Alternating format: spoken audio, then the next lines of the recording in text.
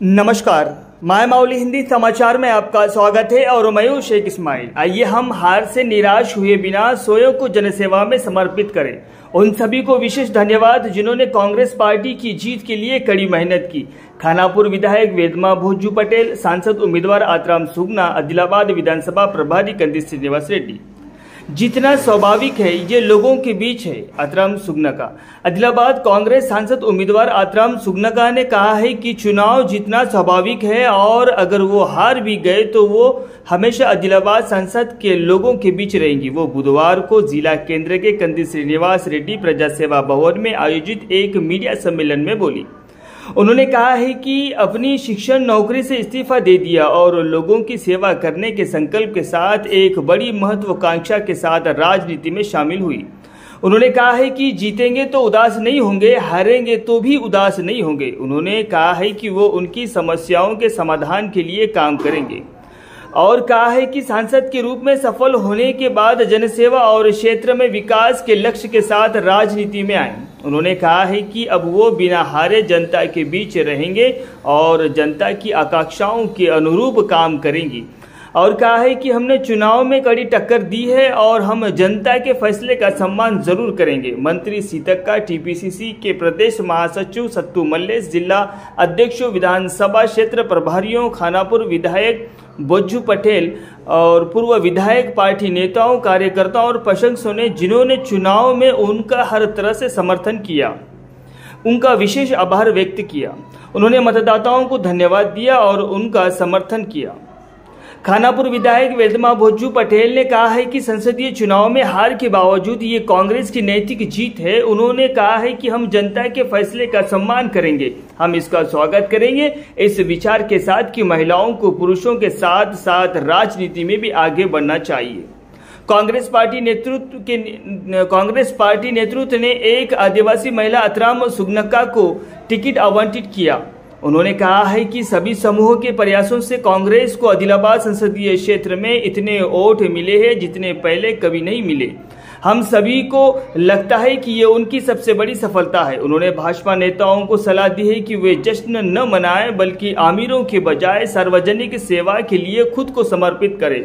ऐसा कहा जाता है कि स्खलन की स्थिति में लोग खुद ही उचित सलाह दे देंगे। उन्होंने स्पष्ट किया है कि जनता ही एक न्यायाधीश है और उसका फैसला सभी को स्वीकार करना चाहिए और कहा है कि संसद में हार का कारण कांग्रेस के कुछ नेता थे और मीडिया संस्थानों ने गलत प्रचार किया था जो सच नहीं था। उन्होंने कहा है कि सभी ने कड़ी मेहनत की और जीत की जिम्मेदारी अपने कंधों पर ली।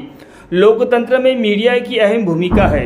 उन्होंने प्रसारणों के तत्वों को प्रतिबंधित करने की अपील की। उन्होंने कहा है कि हम गरीब परिवार से आते हैं और लोगों की सेवा करने का विचार रखते हैं। उन्होंने उनसे कहा है कि उनके खिलाफ झूठ न फैलाए और उनके मनोबल को नुकसान न पहुंचाए और कहा है कि भाजपा ने आक्रामक तरीके से काम करने और मतदान केंद्रों पर लड़कर आज अनैतिक जीत हासिल की है। उन्होंने उन सभी लोगों को धन्यवाद दिया जिन्होंने पार्टी की जीत के लिए कड़ी मेहनत की। आदिलाबाद विधानसभा प्रभारी कंदी श्रीनिवास रेड्डी ने कहा है कि बीआरएस और भाजपा की मिलीभगत के कारण कांग्रेस संसदीय चुनाव नहीं जीत सकी और बीआरएस को भाजपा को वोट मिले। उन्होंने कहा है कि हमें पिछली बार से ज्यादा वोट मिल सकते थे और उन्होंने आरोप लगाया कि उन्होंने कांग्रेस को हराने के उद्देश्य से मिलकर काम किया। ये स्पष्ट किया है कि कांग्रेस नेताओं ने कुशलता से काम किया है और इसीलिए उन्हें 2 लाख से अधिक वोट मिले। उन्होंने कहा है कि देश में बीजेपी का विरोध करके ही इंडिया गठबंधन ने अपनी ताकत दिखाई। कहा जा रहा है कि उसे पूरे देश में सबसे ज्यादा सीटें हासिल हुई। उन्होंने कहा है कि बीजेपी को अयोध्या में भगवान राम का आशीर्वाद ही नहीं मिला और उसे वहां भी भारी हार का सामना करना पड़ा। उन्होंने कहा है कि भारत गठबंधन ने कई जगहों पर एनडीए गठबंधन को कड़ी टक्कर दी है। इस मीडिया कॉन्फ्रेंस में निर्मल डीसीसी के अध्यक्ष कुचाली श्रीहरि राव, बौद्ध विधानसभा प्रभारी ओडे गजेंद्र, जैनत जेडपीटीसी तुमला अरुंधति वेंकट रेड्डी, डीसीसी के कार्यकारी अध्यक्ष भूपेली श्रीधर, नगर निगम के उपाध्यक्ष जहीर रमजानी, डीसीसीबी के निर्देशक बालूरी गोवर्धन रेड्डी, एसयूआई के अध्यक्ष रंगिनेनी शातन राव, आदिवासी जिला अध्यक्ष सेडमाके आनंदराव, वरिष्ठ कांग्रेस नेता गिम्मा संतोष, नगर अध्यक्ष गुडपेल्ली नागेश, पार्षद कलाला श्रीनिवास, एन पार्षद दर्शला लक्ष्मण, औला वेंकन्ना साई, प्रणय, जफर अहमद, नेता लोका प्रवीण रेड्डी, MA शकील, मुज्जू, श्रीलेखा आदिवासी, मोहम्मद रफीक, माने शंकर, कय्यूम, एल्मा राम रेड्डी और कई कांग्रेस पार्टी के नेता और कार्यकर्ता शामिल थे। ఈరోజు సరే ఏదేమైనప్పటికీ రాష్ట్రంలో కాంగ్రెస్ పార్టీ ఉంది. గెలుపు ఓటములు అనేటువంటివి సహజం. మనం ప్రతి ఒక్క దాంట్లో చూస్తాం గెలుపు ఓటములు అనేటివి. కాబట్టి అందులో నేను కూడా గెలుపు కొరకు చాలామంది నా కార్యకర్తలు, నా ప్రజలు, మీడియా మిత్రులు అందరూ కూడా గెలుపు కొరకు వాళ్ళ శ్రాయశక్తులు పనిచేసినప్పటికీ కూడా ఈరోజు పెద్ద అంటే ఇది నా గెలిపే అనుకుంటున్నాను నేను. ఎందుకంటే నేను కొత్త వ్యక్తిని కాంగ్రెస్ పార్టీలో అయినప్పటికీ కూడా నా కాంగ్రెస్ పార్టీ నాయకులు, ఇన్ఛార్జీలు, DCCలు, కార్యకర్తలు అందరూ కూడా చాలా కష్టపడి పనిచేసినందుకే నేను మరి గట్టి పోటీ ఇవ్వడం అనేది కూడా జరిగింది. అయినప్పటికీ కూడా రాష్ట్రంలో మా ప్రభుత్వం ఉంది, దేశంలో కూడా మా ప్రభుత్వం ఏర్పడబోతుంది.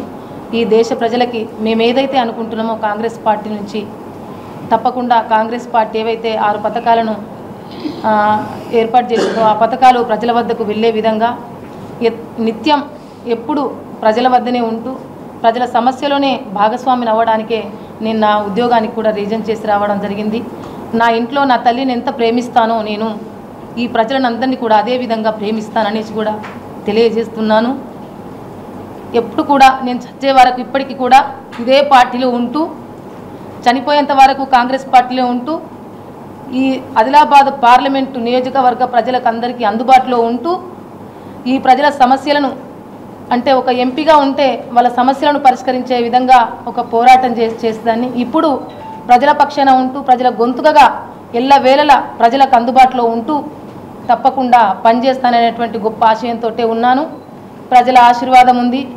ప్రజలు ఇచ్చినటువంటి తీర్పును కూడా నేను అంటే ఆహ్వానిస్తూ నేను తప్పకుండా నన్ను నమ్ముకున్నటువంటి ప్రజలు ఆ ప్రజలకు ఎప్పుడు నిత్యం రాత్రనక పగలనక అందుబాటులో ఎల్లప్పుడూ ఉంటాననేసి కూడా తెలియజేస్తున్నాను. ప్రజలు ఇచ్చినటువంటి ఏదైతే తీర్పు ఉందో దాన్ని మనస్ఫూర్తిగా మేము ఆహ్వానిస్తున్నాం. అదేవిధంగా గెలుపొందిన అభ్యర్థి ఎవరైతే ఉన్నారో వాళ్ళకి కూడా శుభాకాంక్షలు తెలియజేస్తూ చరిత్రలో మొట్టమొదటిసారి ఆదిలాబాద్ పార్లమెంట్లో ప్రజాస్వామ్యం బతకాలి, పురుషులతో సరిసమానంగా మహిళలకు అవకాశం ఇవ్వాలని ఒక సదుద్దేశంతో మరి గౌరవ ముఖ్యమంత్రి రేవంత్ రెడ్డి గారు, అదేవిధంగా ఇన్ఛార్జ్ మంత్రి సీతక్క గారు, అదేవిధంగా దీపాదాస్ మున్సి గారు, విష్ణునాథన్ గారు, మల్లికార్జున ఖార్గే గారు, సోనియా గాంధీ గారు వీళ్ళందరూ కూడా ఆలోచించి చాలా రకాలుగా సర్వేలు పేరు మీద మరి ఆచితూచి పలానా అభ్యర్థికి ఇస్తే మనం తప్పకుండా అక్కడ విజయం సాధిస్తున్నామని మరి ఆత్రం సుగ్నా గారికి టికెట్ ఇవ్వడం అనేది జరిగింది. మరి ఈ యొక్క గెలుపోటములలో నైతికంగా 100% మేము గెలిచినాం, దాంట్లో ఎట్లాంటి సందేహం లేదు.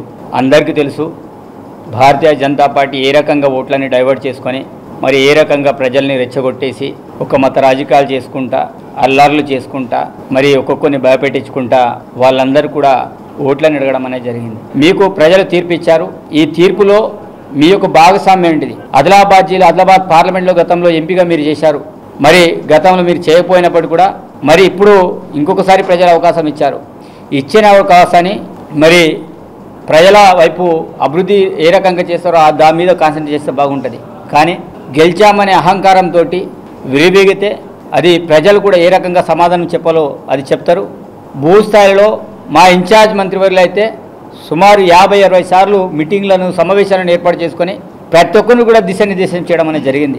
ఆదిలాబాద్ పార్లమెంటు 100% గెలుస్తామనే నమ్మకాన్ని, విశ్వాసాన్ని మా ఇన్ఛార్జ్ మంత్రి సీతక్క గారు కూడా కల్పించడం అనేది జరిగింది. ఇంత చేసినప్పుడు కూడా సరే ప్రజలిచ్చే తీర్పుని మేము తప్పకుండా మనస్ఫూర్తిగా గౌరవిస్తున్నాం. నేతల మధ్య సఖ్యత ఉండడం వల్లనే 2.5 లక్షల అదనపు ఓట్లు పెరిగినాయి అసెంబ్లీ కంటే. ఇప్పుడు 2.5 లక్షల ఓట్లు మామూలు విషయం కాదు.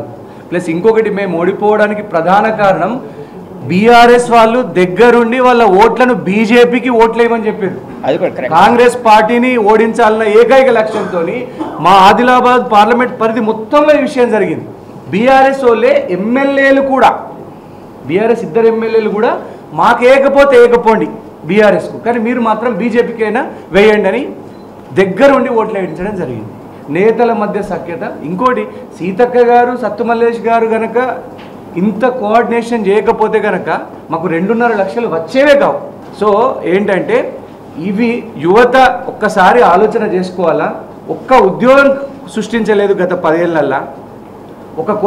ధరలు ఇంత పెరిగినా కూడా ఈ పిచ్చి వెర్రి వేలం అంటారు దీన్ని కొంతమంది మన ఇంకా బాగా ఆలోచించుకుంటూ పోతే కనుక డెఫినెట్గా మన తెలంగాణకు కానీ మన ఆదిలాబాద్ కానీ మంచి భవిష్యత్తు ఉంటుంది. ఎవరేమన్నా కూడా వచ్చే అసెంబ్లీ ఎన్నికలలో 7 అసెంబ్లీ స్థానాలు కాంగ్రెస్ పార్టీ గెలవడం ఖాయం. దీన్ని ఎవ్వరు ఆపలేరు. మీరు చూసుకోండి, ఆల్రెడీ సీతక్క గారు ఆ మిషన్ స్టార్ట్ చేసిండు, రేవంత్ రెడ్డి గారు ఆ మిషన్ స్టార్ట్ చేసిండు. బీజేపీ చేసినటువంటి పుకార్లను నమ్మడమో లేదంటే మా అంతర్గత సర్వేలో తేలింది కేవలం బీఆర్ఎస్ యొక్క ఓట్లు బీజేపీకి ట్రాన్స్ఫర్ కావడం అనేది కాంగ్రెస్ పార్టీని దెబ్బతీయడానికి. సో దీన్ని ప్రజలు గుర్తుపెట్టుకుంటారు. తప్పకుండా బీఆర్ఎస్కు బీజేపీకి అవసరమైన సందర్భంలో బుద్ధి చెప్తారు.